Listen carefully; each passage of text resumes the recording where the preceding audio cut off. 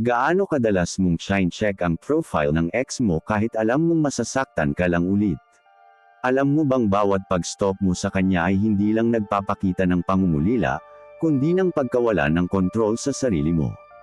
Kumusta mga kaibigan, welcome muli dito sa ating channel kung saan pinag-uusapan natin ang stoicism, relationships, at emotional discipline para sa mga modernong lalaki. Ngayong araw, tatalakayin natin ang isang napaka-realistic na topic. 5 reasons kung bakit hindi mo dapat stalkin ang ex mo, ayon sa stoicism. Lahat tayo, dumaan dyan. Yung tipong galing ka sa breakup, tapos kahit alam mong tapos na, may urge ka pa ring silipin kung kamusta na siya. Kung may bago na ba, kung masaya ba siya, o kung nami-miss ka pa niya. Pero mga kapatid, ayon sa Stoic philosophy, ang ganitong gawain ay isang anyo ng pagkaalipin. Hindi sa ex mo, kundi sa emosyon mo. Kaya sa video na to, pag-uusapan natin ang 5 malalim na dahilan kung bakit dapat mong itigil ang pag-stalk sa kanya, at kung paano mo mababawi ang kapayapaan mo bilang isang Stoic man. Part 1 Reason #1 You're feeding the illusion, not the truth. Sabi ni Marcus Aurelius, mas mahigit, we suffer more often in imagination than in reality. Kapag ini-stalk mo ang ex mo, hindi mo naman talaga nakikita ang buong katotohanan. Nakikita mo lang ang mga pinipiling ipakita niya. Halimbawa, nag-post siya ng ngiti sa beach. Akala mo agad masaya na siya, nakalimutan ka na. Pero baka naman smile lang sa camera. Baka deep down, malungkot din siya, gaya mo. Ang problema, habang tinitingnan mo ang mga posts niya, hinahayaan mong maglaro ang imahinasyon mo. Pinapaniwala mo ang sarili mo sa mga bagay na hindi mo naman alam kung totoo. At ang Stoic man ay hindi nabubuhay sa ilusyon. Siya ay nakatayo sa katotohanan. Kaya unang dahilan kung bakit hindi mo dapat i-stalk ang ex mo. Dahil pinapalakas mo lang ang ilusyon na hindi mo kayang mabuhay nang wala siya. Part 2 Reason #2 You lose control over your mind. Sabi ni Epictetus, mas mahigit, it's not what happens to you, but how you react to it that matters. Kapag ini-stalk mo siya, pinapaubaya mo sa kanya ang kapangyarihang kontrolin ang emosyon mo. Isipin mo to, isang post lang niya, bigla kang madi-distract. Isang story lang, bigla kang matulala buong gabi. Parang robot na pinipindot lang ang emosyon. Hindi Stoic mindset yan. Ang Stoic man ay master ng sarili niyang isip. Alam niya kung saan niya ilalagay ang atensyon niya, at hindi niya hinahayaan na ang social media ng ex niya ang magdikta ng mood niya sa buong araw. Kaya kung gusto mong mabawi ang dignidad mo, itigil mo ang pag-scroll. Kasi bawat stalk mo sa kanya, unti-unti mong binibigay ang control ng sarili mong isipan. Part 3 Reason #3 You block your own healing. Sabi ni Seneca, mas mahigit, no man can heal while he keeps touching his wounds. Ganon din sa breakup. Hindi ka gagaling kung patuloy mong binubuksan ang sugat.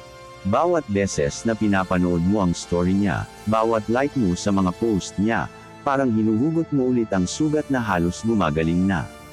Tandaan, healing is not forgetting, it's accepting. Kapag tinanggap mong tapos na, doon ka lang magsisimulang bumangon ng buo. Ang Stoic man ay hindi nagtatago sa likod ng just checking. Alam niya kung kailan siya dapat lumayo para gumaling. Kaya ikatlong dahilan, kapag lagi mong tinitingnan ang ex mo, sinasaktan mo lang ulit ang sarili mo. At habang ginagawa mo yun, hindi mo namamalayan, ikaw na pala ang humahadlang sa sarili mong peace.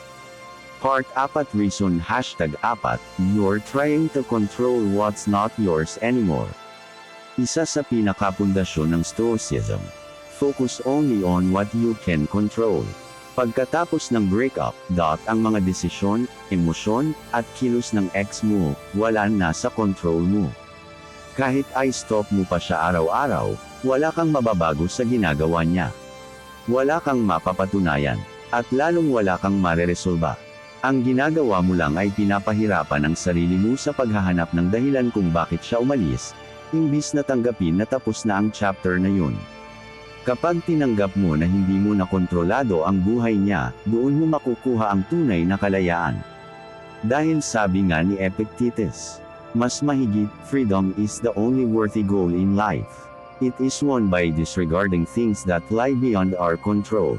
Kaya ikaapat na dahilan, kapag ini-stop mo ang ex mo, ginugulo mo lang ang kapayapaan mo sa mga bagay na hindi mo nahawak. Part 5 Reason #5, you close the door to your own growth. Ang breakup ay hindi parusa, ito ay pagsasanay. Isang pagkakataon para mas makilala mo ang sarili mo, para matutunan mo kung ano ang kailangan mong baguhin, at para maibalik mo ang focus mo sa sarili mong buhay. Pero paano ka lalago kung araw-araw mo pa ring tinitingnan ang nakaraan? Paano mo maririnig ang bagong tawag ng buhay, kung boses pa rin ng ex mo ang laman ng isip mo? Ang Stoic man ay hindi nagtatago sa nakaraan, tinatrato niya ito bilang guro, hindi bilang kulungan. Sabi ni Marcus Aurelius, mas mahigit, the impediment to action advances action. What stands in the way becomes the way. Ang sakit na naramdaman mo sa breakup ay hindi hadlang, iyon mismo ang daan para mas maging matatag ka. Kaya huling dahilan, kapag patuloy mong ini-stalk ang ex mo, pinipigilan mong lumago at maging mas malakas. Kapag iniisip mo siyang muli, tandaan mo to. Hindi mo kailangang burahin ang alaala niya, pero kailangan mong piliin ang kapayapaan kaysa sa pag-uulit ng sakit. Kapag bumibigay ka sa urge na silipin siya, tanungin mo ang sarili mo. Makakatulong ba ito sa kalma ko, o sisirain lang nito ang araw ko? At kapag natutunan mong piliin ang disiplina, doon mo mararamdaman ang tunay na Stoic freedom, ang kalayaan mula sa emosyon na dati kang kinokontrol. Point 1. Tanggalin ang access, unfollow, mute, o kahit block kung kinakailangan. Hindi dahil galit ka, kundi dahil gusto mong gumaling. Point 2. Redirect your attention. Sa Stoicism, kung saan mo ilalagay ang atensyon mo, doon lumalakas ang isip mo. Magbasa, mag-ehersisyo, mag-focus sa purpose mo. Point 3. Practice reflection daily. Tuwing gabi, tanungin mo ang sarili mo. Ako ba ngayon ay mas kontrolado kaysa kahapon? Point 4. Be grateful for the pain.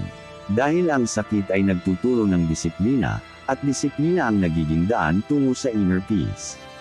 Kaya mga kapatid, tandaan ninyo, ang Stoic man ay hindi nagmamatigas, pero marunong magpigil. Hindi dahil wala siyang nararamdaman, kundi dahil alam niyang hindi lahat ng nararamdaman ay dapat sundin. Kung gusto mong gumaling, kung gusto mong maibalik ang dignidad at kapayapaan mo, bitawan mo ang urge na silipin pa siya. Dahil habang siya ay patuloy sa kanyang landas, ikaw naman ay nagiging mas matatag, mas disiplinado, at mas Stoic. Sabi nga ni Marcus Aurelius, mas mahigit, you have power over your mind, not outside events. Realize this, and you will find strength. Kung nagustuhan mo ang video na ito, i-like mo, i-share sa kaibigan mong hirap pa rin mag-move on. At i-subscribe mo na rin para sa mas marami pang Stoic wisdom para sa modern man. Ito ang Stoic Pinoy, at lagi kong sinasabi. Ang tunay na lalaki ay hindi naghihiganti, siya ay nagpapakatahimik at nagpapatatag. Hanggang sa susunod.